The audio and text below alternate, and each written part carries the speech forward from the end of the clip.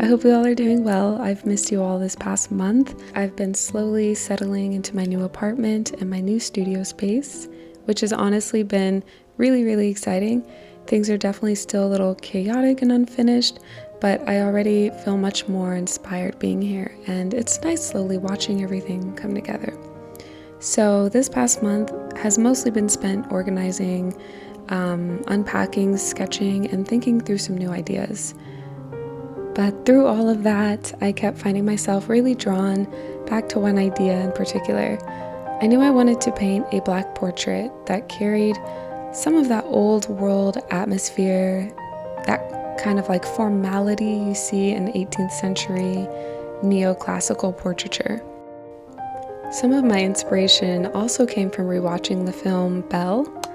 I've been really drawn to just discovering hidden figures throughout art history, specifically Black hidden figures. Just those stories of subjects that disappeared entirely or only survived in fragments. And I think that's part of what keeps pulling me back to this kind of theme in my work. As you can see, I'm painting on this super tiny little 3x5 inch panel.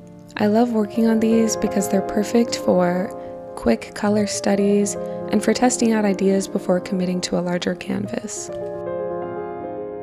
I really wanted to explore just what a black figure would look like inside of those little old world portraits, with that strong lighting and the atmosphere and just that formality. So this tiny painting was really less about creating a finished piece and more about just testing the mood, the colors, and just an idea before developing it into a larger, more refined portrait later on.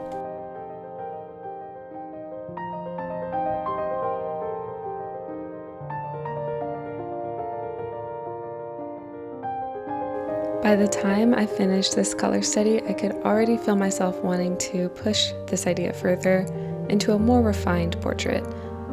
I found myself becoming more interested in the face and the expression, and creating something that felt a little more intimate and emotionally focused.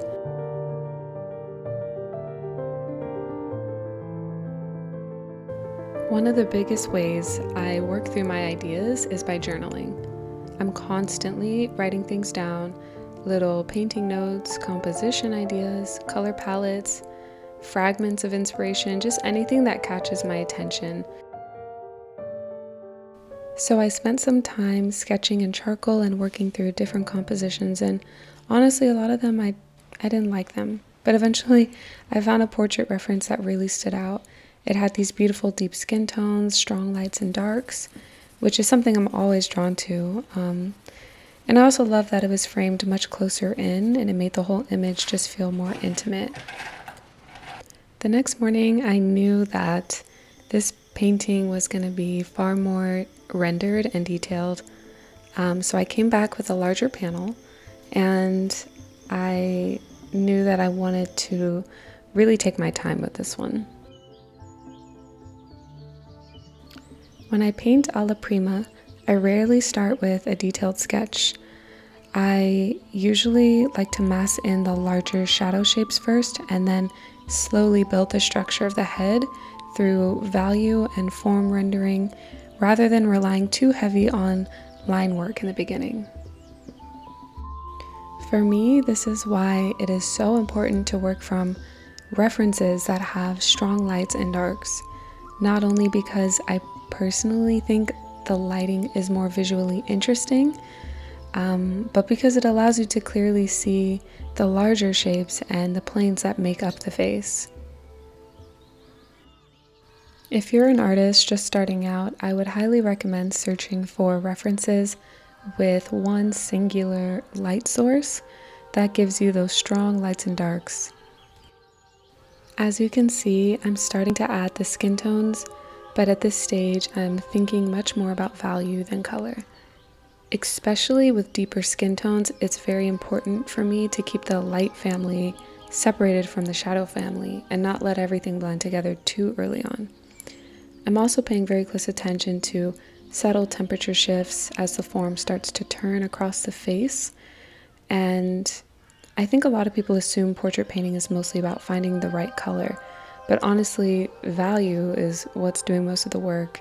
It's what creates the illusion of the head actually turning in space. The color supports that, but the value structure is really what holds the entire painting together. If you guys are interested in learning more about portrait painting, skin tones, and my overall painting process, I'll be sharing a lot more in-depth studies, tutorials, and behind the scenes over on my Patreon, so make sure you check that out.